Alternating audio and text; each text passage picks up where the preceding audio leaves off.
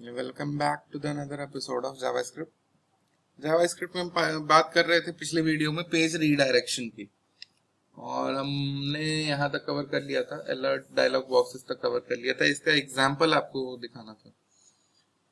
तो alert box का एक एग्जांपल यहाँ पे हम आपको दिखाते हैं।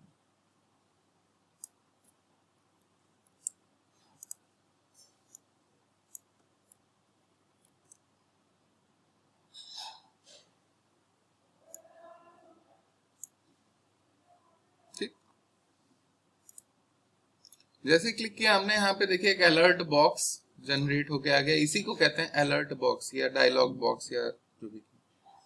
दिस पेज से this is a warning message, या जो भी मैसेज आप वहां पे प्रिंट करना चाहें यू कैन डू दैट। जैसे हम इस बटन पे क्लिक कर रहे हैं, अभी देखिए ऑन बटन क्लिक इवेंट है। जैसे ही हम बटन पे क्लिक कर रहे हैं वैसे ही एक अलर्ट बॉक्स बन के हमारे सामने आ जा रहा है, और ये ऑब्वियसली इसको पॉपअप भी कह सकते हैं। ठीक, आगे बढ़ते हैं। कंफर्मेशन डायलॉग बॉक्स, ये तो था बस एक अलर्ट मैसेज प्रिंट करने के लिए।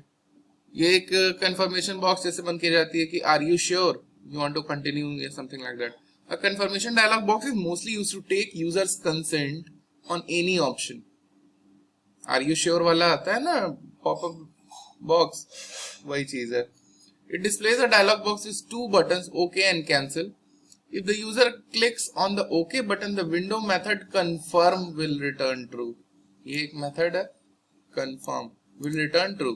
If the user click on cancel button, then confirm return false. ठीक, आगे बढ़ाना है OK, नहीं बढ़ाना है तो cancel. You can use the confirmation dialog box as follows. इसको रन करा के देखते हैं।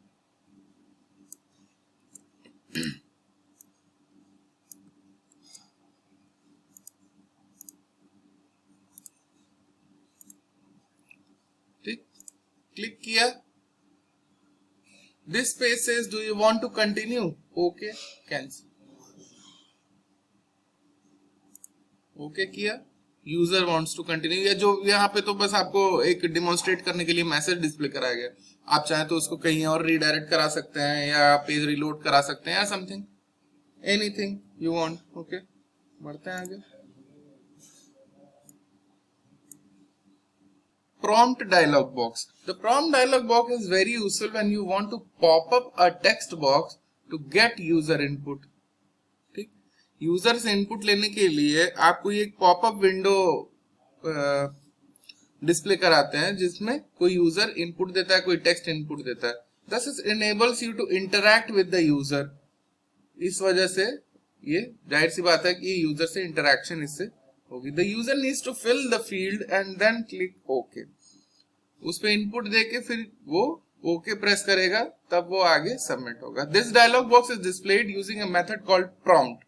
इसमें prompt नाम का एक मेथड लगाना पड़ेगा which takes two parameters. दो पैरामीटर होते हैं, a label which you want to display in the text box and default string to display in the text box. ये दो पैरामीटर्स उसमें होने चाहिए।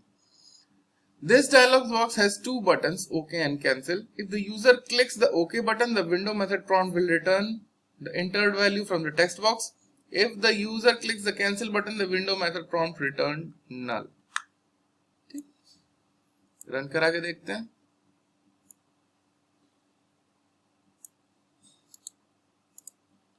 आप नोटिस कर रहे होंगे कि जावास्क्रिप्ट के थ्रू यूजर से इंटरेक्शन काफी बढ़ गई है।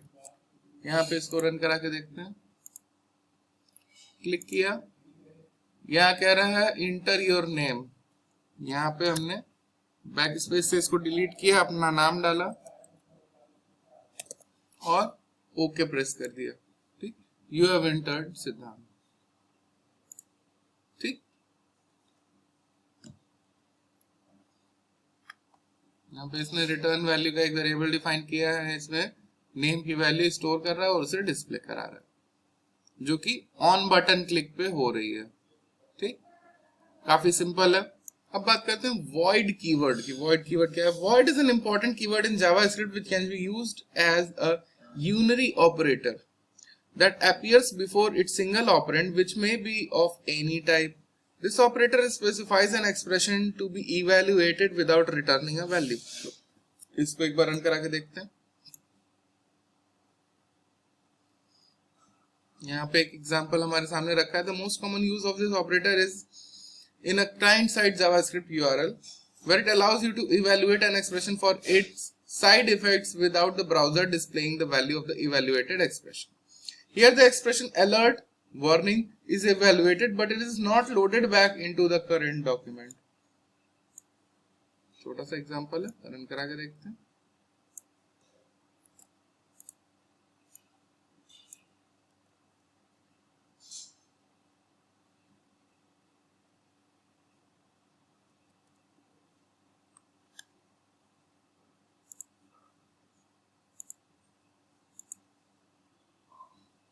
ये पेज ऐसे का ऐसा ये चेंज नहीं हुआ और यहाँ पे वार्निंग मैसेज आ गया. ठीक,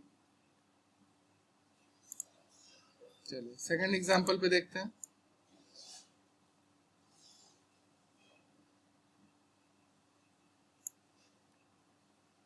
ये भी वैसा ही है. आगे बढ़ते हैं. थर्ड एग्जांपल पे देखते हैं.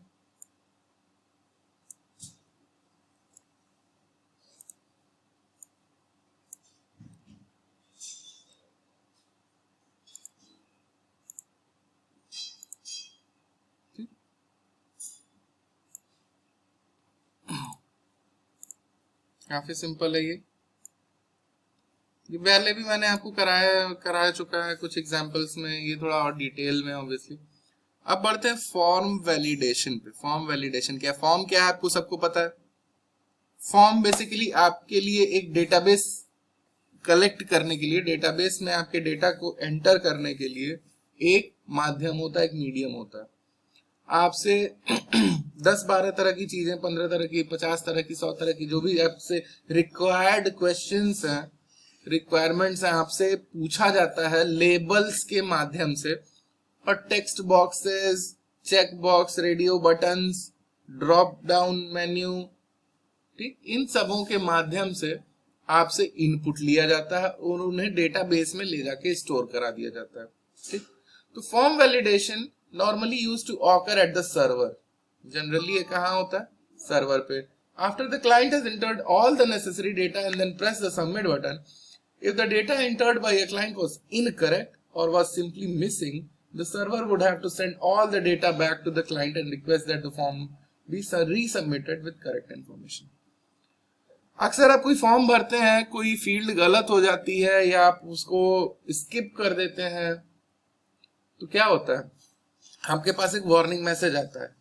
सारा डेटा एज इट इज वापस फॉर्म में आ जाएगा और आपके पास एक वार्निंग मैसेज आएगा कि उसको भूलो मत, उसको भी भर के भेजो. होता है ऐसा? वही चीज है validation. This was really a lengthy process which used to put a lot of burden on the server. तो ये जो प्रोसेस होता है बहुत लेंथी होता है और इसमें सर्वर पे बहुत लोड पड़ता है जब सर्वर चेक करता है. तो JavaScript provides a way to validate forms data on the client's computer before sending it to web server. JavaScript क्या करता है? वो आपके ही सिस्टम पे उसको वैलिडेट करा देगा, सर्वर पे लोड नहीं डालेगा. आपका ही कंप्यूटर चेक कर लेगा कि कुछ छूटा तो नहीं है.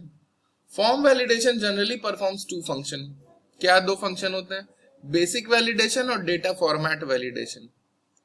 First of all, the form must be checked to make sure all of the mandatory fields are filled in. Basic validation में क्या होती है? जितने मैंडेटरी फील्ड्स होते हैं वो चेक होते हैं कि आपने भरे भी हैं कि या खाली छोड़ दिए हैं. और डेटा फॉर्मेट वैलिडेशन में होता है जिस फॉर्मेट में, जिस डेटा टाइप में आपको इनपुट देनी थी उस डेटा टाइप में आपने इनपुट दिया है कि नहीं. जैसे फोन नंबर मान लीजिए आपसे मांगा जाए, आपने टेक्स्ट इनपुट दे दिया, गलत है. ये ब्लैंक दे दिया, बेसिक वैलिडेशन के अकॉर्डिंग गलत है. ठीक, और डेटा फॉर्मेट के अकॉर्डिंग अगर आपसे टेक्स्ट मांगा गया तो आपको टेक्स्ट देना है, नंबर मांगा गया तो नंबर देना है. नहीं दिया तो डेटा फॉर्मेट वैलिडेशन के अकॉर्डिंग वो गलत हो जाएगा. ठीक, यहाँ पे मेंशन भी है. Secondly, the data is entered must be checked for correct form and value. Your code must be include appropriate logic to test the correctness of the data. आपके कोड के अंदर कुछ लॉजिक्स होने चाहिए जो कि आपके डेटा के इंटीग्रिटी, डेटा की करेक्टनेस को टेस्ट कर रहा हो. सही है कि नहीं। ठीक, यहाँ एक एग्जांपल है, इस एग्जांपल को दौड़ा के देखते हैं।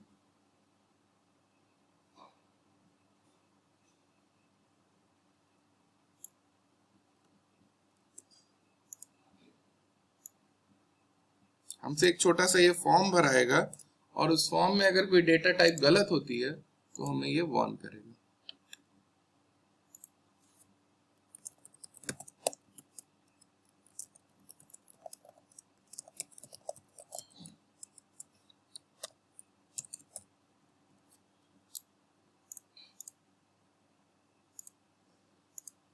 सबमिट किया, ठीक था, कोई एरर नहीं आई। जिप कोड में हम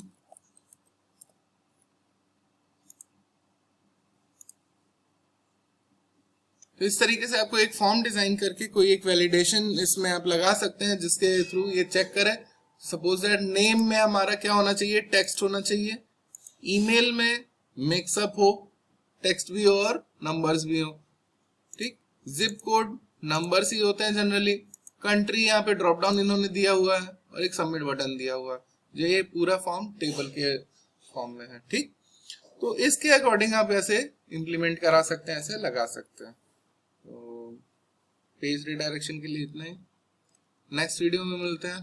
thank you so much, bye bye.